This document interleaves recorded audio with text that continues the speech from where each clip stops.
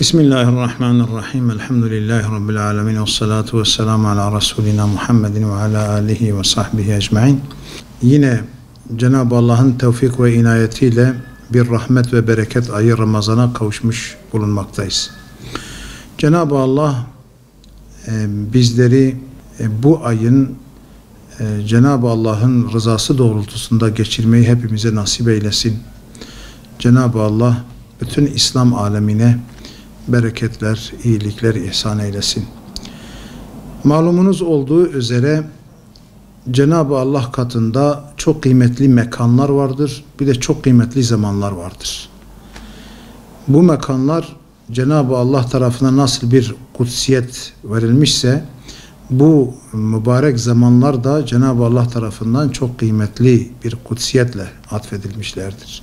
Ramazan ayı içerisinde öyle bir gece vardır ki bir ömre bedel. Kur'an'ın ifadesiyle 1000 aydan daha hayırlı bir gece. Leyletul Kadri hayrun min elfi şehr. O Kadir gecesi ki 1000 aydan daha hayırlıdır. Yani bu gecede yapılan dualar, ibadetler, taatler 1000 ayda yapılan taat ve ibadetlerden daha üstündür. Tabi Ramazan'ın her bir günü, her bir gecesi bir Leyletül Kadr kadar kıymetlidir.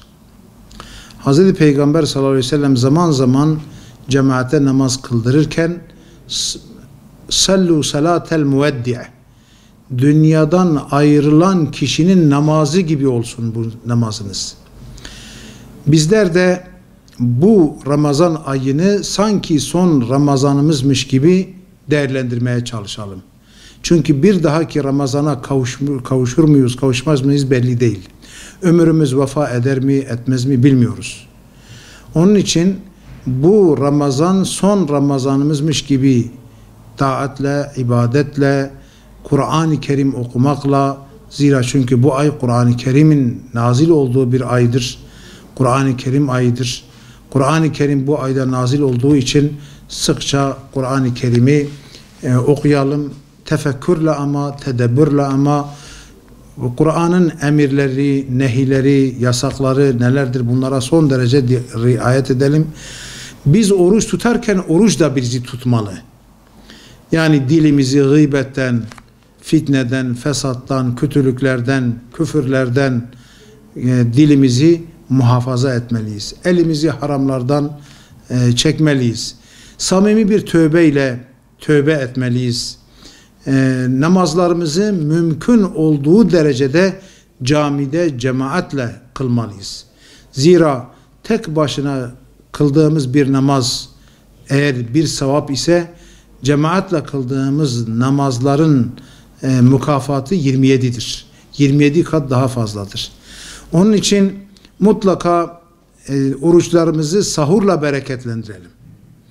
Sahurumuza velev bir tas suyla, bir bardak suyla da olsa kendimizi o sahurun manevi bereketinden mahrum etmeyelim. Tabi ibadetlerimizi yaparken de yanı başımızda bulunan fakir fukaraya, garip gurabaya zekatlarımızla, fitrelerimizle, hayır hasenatımızla, infakımızla onlara da destekte bulunalım. Hele Gazze'yi hiç unutmayalım, gündemimizde de düşürmeyelim. Cenab-ı Allah bu Ramazan hürmetiyle de bizim yardımımızla da onları da inşallah hayatlarını bir nebze olsun kolaylaştıralım. Çünkü onların ümmetin izzetleridir, onların ümmetin şerefidir. O izzete, o şerefe sahip çıkmamız lazım. Yetimlere özellikle yetimlerin gönüllerini alalım, onlara yardımcı olalım. Dullara, yetimlere yardımcı olalım inşallah.